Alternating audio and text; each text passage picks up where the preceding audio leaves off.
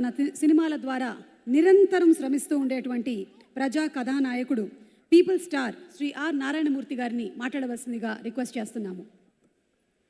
నారాయణమూర్తి గారిని మాట్లాడవలసిందిగా ప్రార్థిస్తున్నాము.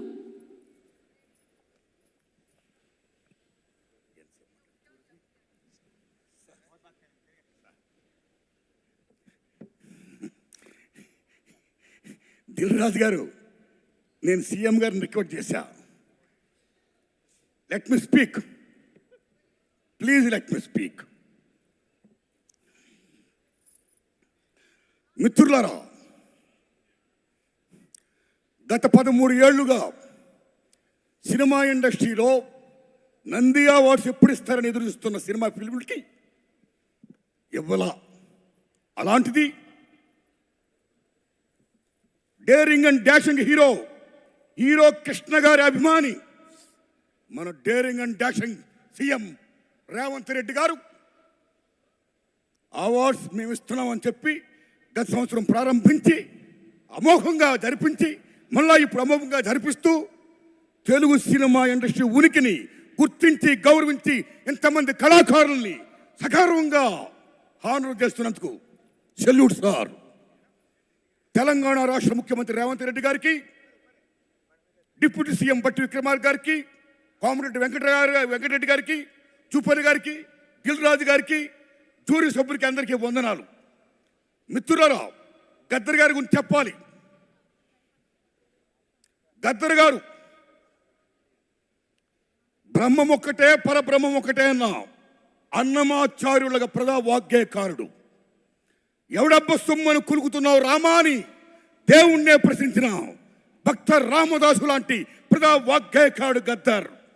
భారతదేశం భాగ్యసీమరా, సకల సంపదలకు కొదువలేదురా, అంగట్లో నా అన్నీ ఉన్నా అల్లుడు నోట్లో శని ఉన్నట్లు, సకల సంపదల గల్ల దేశములో దరిద్రం ఎట్టుందో నాయనా, ఎట్టొచ్చిన దరిద్రం అని ప్రశ్నించిన ప్రజా వాగ్గేయకారుడు గద్దర్.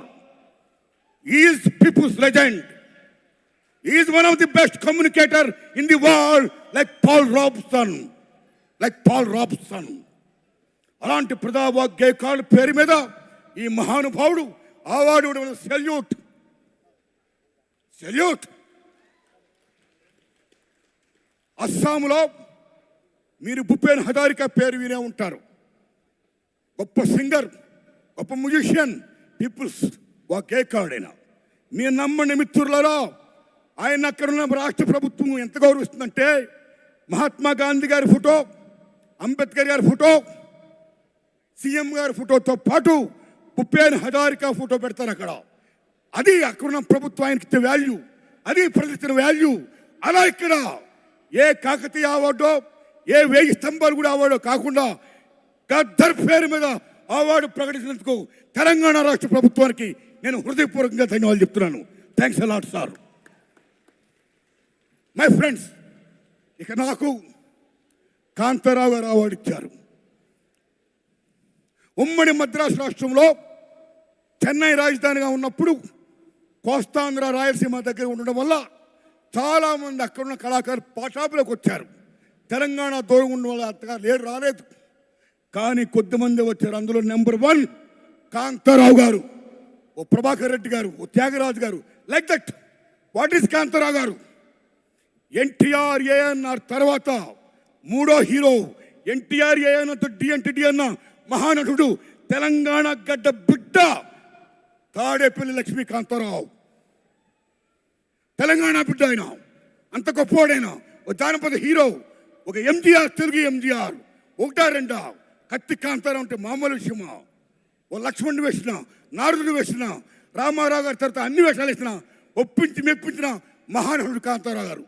అలాంటి కాంతారావు గారు అవార్డు నాకు ఇచ్చి నాకు జన్మ ధన్యం చేశారు రేవంత్ రెడ్డి గారు. Thanks a lot. ధన్యవాదాలు మీ అందరికీ.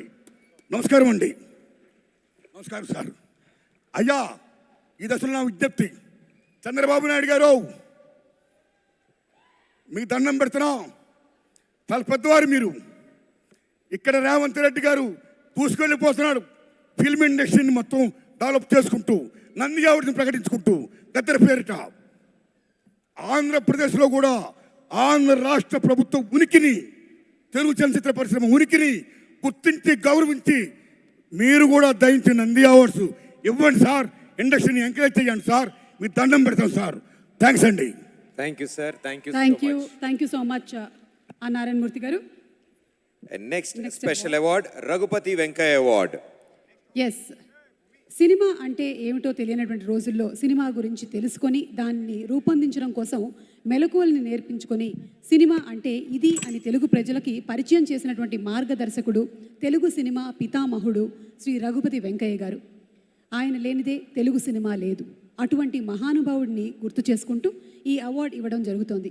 ఈ ప్రతిష్టాత్మక రఘుపతి వెంకయ్య అవార్డుని అందుకోవడానికి ప్రముఖ